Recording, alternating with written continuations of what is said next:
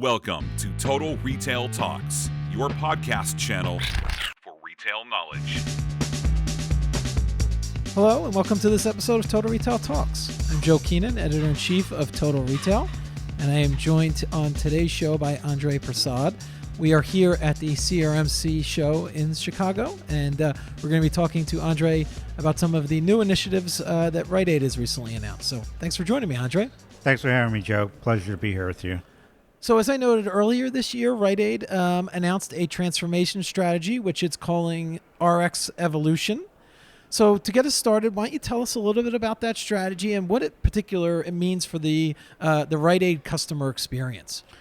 Yeah, we're pretty excited about where we are, and so maybe I'll take a step back and just talk to you a little bit about the evolution of our RxEvolution.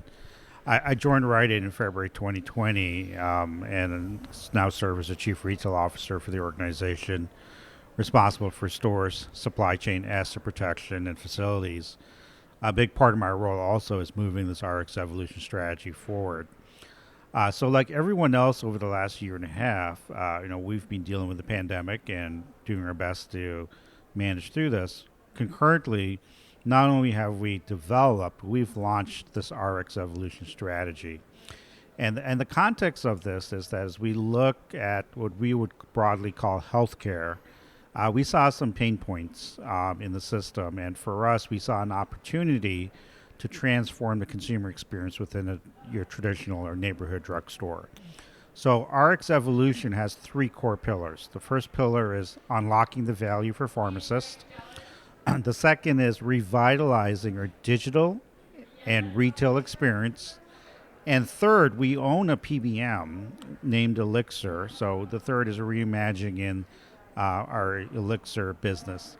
I'm assuming for the purposes today, we're probably going to be focusing on the retail and digital experience as much as we can. Yeah, right? we'll focus primarily on those points. Yeah, leads me into a perfect segue. You've set me up, Andre, nicely in terms of part of that strategy, as you mind, is kind of a 3-pillar strategy. Is looking over the press release and some of the literature I was researching on the RxEvolution strategy was kind of a store of the future prototype. So talk a little bit about how Rite Aid obviously is, probably necessitated during these last 18 months or so, trying to redesign and kind of rethink the in-store shopping experience for its customers. So one of the things we did, and I'll take a step back and share that, part of this RxEvolution strategy and revitalizing the digital and retail experience is not just only for the store of the future, it's for all of our stores. So for all of our stores, this is far-reaching and broad. We have completely transformed our merchandise mix to what we Rite Aid historically cared to what we have today. We've created a much more compelling in-store experience, a higher level of customer service, improved operating standards, and training for all of our associates to support that. Anchored on this is that we wanted our pharmacists to really be the anchor of what we're calling this whole health advocate, where every consumer has the opportunity to experience a new assortment from across the board of not only traditional medicines but alternative remedies. So when we launched our new brand approach in November 2020, that was the impetus. It's far-reaching, it's broad. The store of the future, and we've actually pivoted a little bit. We're now calling this our redesigned or flagship remodel store. This concept, we have 10 launched currently, but this concept really brings this RxEvolution strategy to life. We've doubled down on beauty, creating a brand new beauty department. We've actually staffed it with beauty ambassadors. We brought our pharmacists out front. We've lowered fixtures, created much better sight lines across the store. We've digitally enabled the store. And quite frankly, created an experience in the store that is quite different than what you would find in most traditional drugstores today.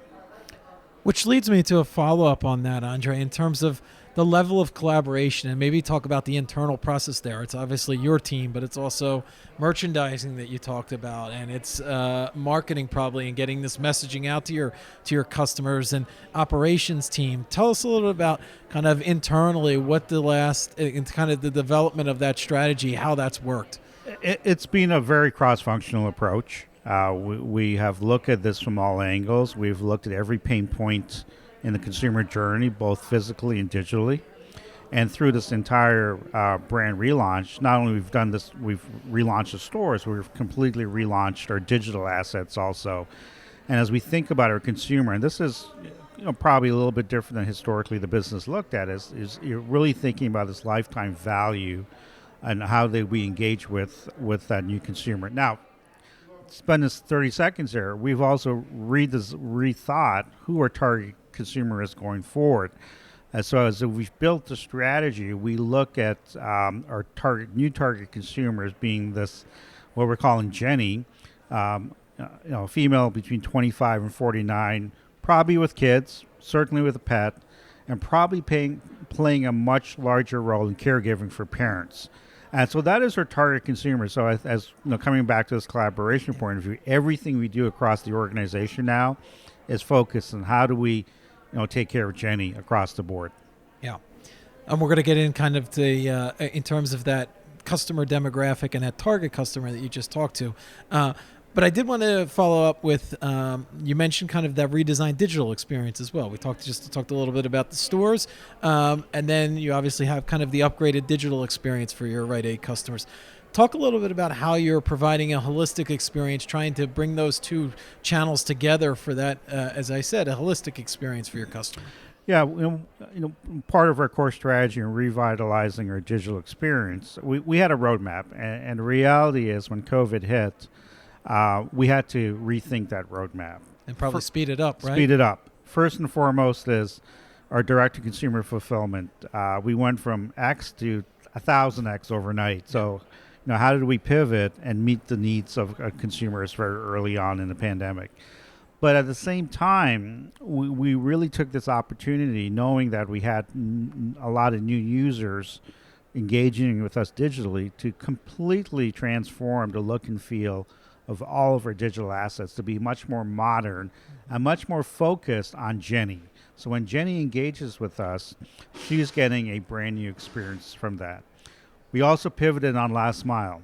We moved very quickly to offer prescription delivery across the board, but also partnered with multiple last mile providers to get product to consumers and how they wanted. And the interesting thing about that is, it was a surprise to me, was that every last mile provider, that basket is quite different.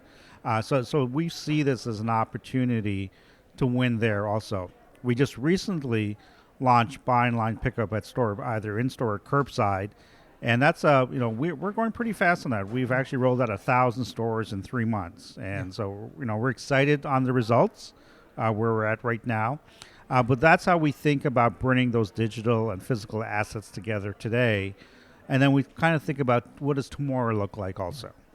Have you seen in your data with some of these new initiatives that you're collecting and you're acquiring a new customer that you might not have had before, but now with some of these digital offerings and the integration with the stores, with the buy online, pick up in store, and some of the other things that you're doing, that you're getting that customer that you might not have gotten before? Yeah, anecdotally, I was in New York for Labor Day weekend doing store visits, and every store I was in, one of the questions I always asked their store managers, talk to me about your customers.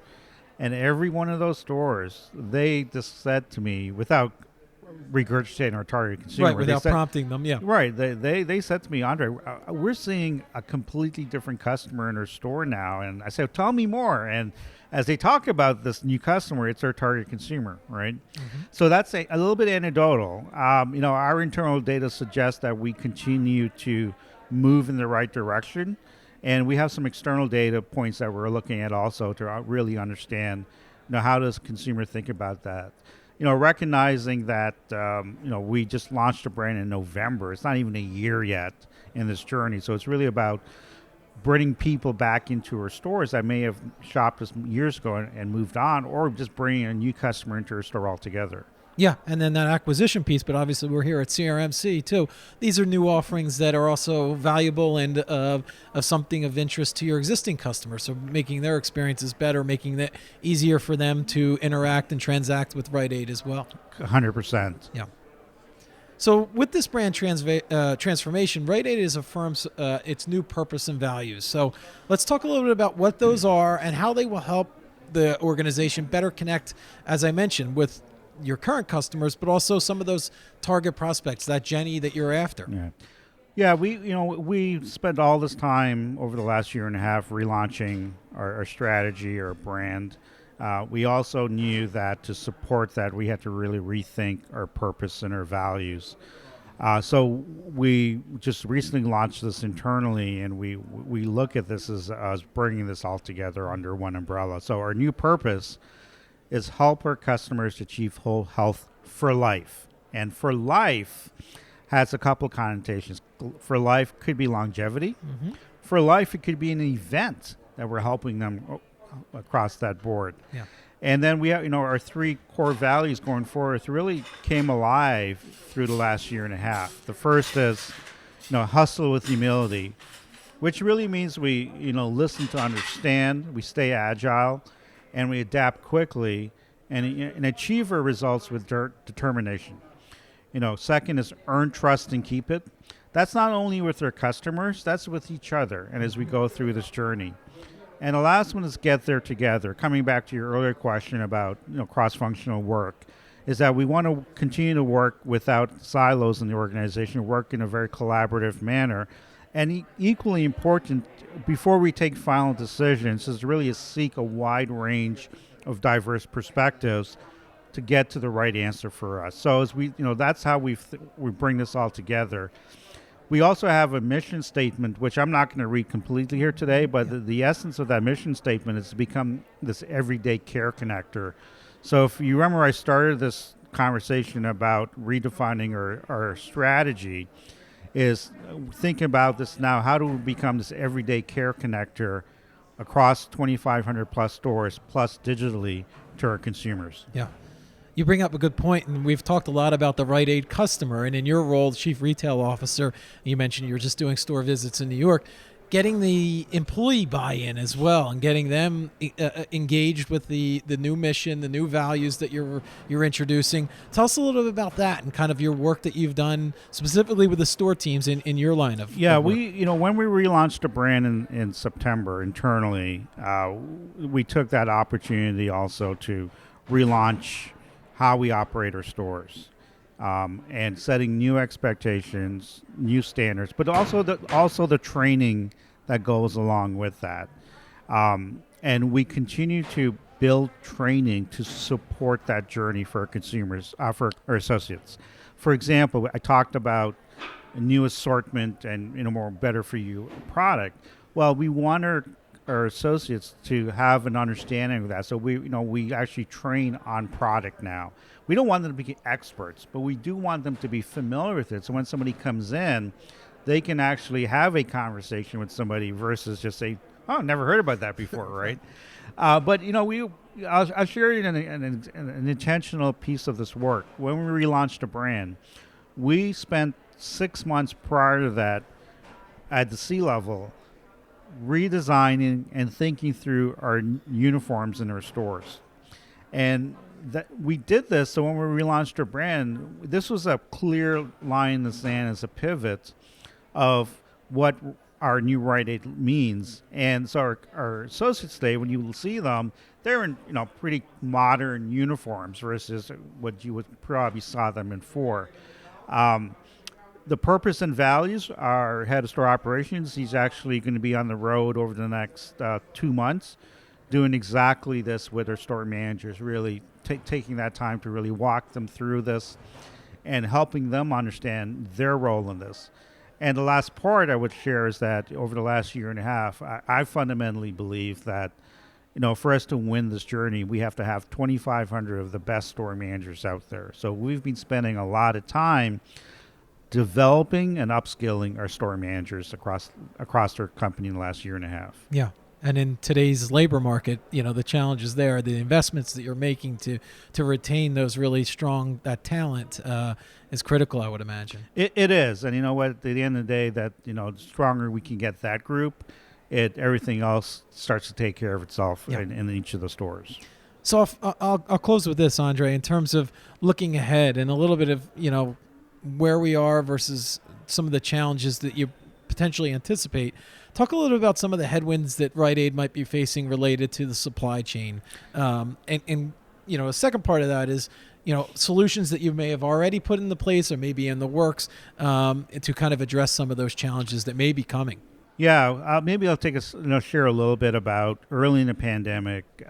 We created what I call this war room scenario where we're meeting every day. We actually made some big bets early on, and we won with those, and our customers have rewarded us handsomely for those.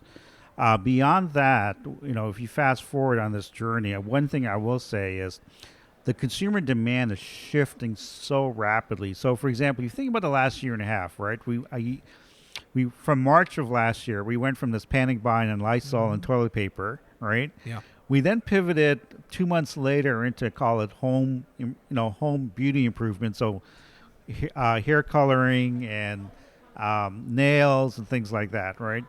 As the market started to open back up, let's call it March of this year, April of this year, you saw all kinds of spikes on teeth whitening, right, and skin care and sun care. And most recently, in the last 2.5 weeks, all kinds of spikes in demand for at-home COVID testing. Yeah. So, the traditional view of looking at forecasts and demand and how things ebb and flow year over year, I think you throw it out the window. So there's that part of it. Yeah. How do you stay ahead of trend is really going to be important. The second part, just based upon everything else that's happening in the world right now, international flow of goods is very challenged, both from a cost and capacity perspective. And I don't see that changing for at least another year. So for us, we're looking at every opportunity we can get to think about flowing product in differently than maybe we historically have to meet the demand of the consumer. And then third, similarly to what we did early on, is taking, we're looking in our business right now. As we've refined our assortment, making some bigger bets on saying that, this is a win category for us, and I'm okay if we invest more in these categories versus some other categories at this point in time. And then flowing that product into and allocating it for the right channels too. I guess that's a piece of it as well, because you have now the buy online, pick up in store, which is, I don't know, in your internal systems that counting as a digital order, and it's coming from the store inventory, direct to consumer that may not be coming from the store. Talk a little bit about kind of getting that inventory into the right places at the right times. It is, it's quite daunting. Yeah. The good thing is that, we are implementing an AI-enabled replenishment system that a year from now, I'm hoping a lot of this stuff is solved. Until then, it's really just having the team stay laser focused and using a system that was well served for the last 10 to 15 years, and manipulating as much as we can to meet the demand of our consumers. Right. Yeah. Great. Well, I want to take this opportunity to thank Andre Persaud, who is the Chief Retail Officer at Rite Aid Corporation, for joining us on today's episode of Total Retail Talks here at CRMC. So thank you, Andre. Thanks, Joe. Pleasure chatting with you. Have a great conference. Thank you. Thanks for listening. For more information on this podcast, please check out our podcast channel page at mytotalretail.com/podcast for show notes. Total Retail Talks is available on Apple Podcasts, Google Podcasts, Stitcher, and Spotify. Make sure to subscribe on our podcast channel page as well. If you've enjoyed this episode, please take a few moments to rate and review this podcast. Thanks, and until next time, this has been Total Retail Talks.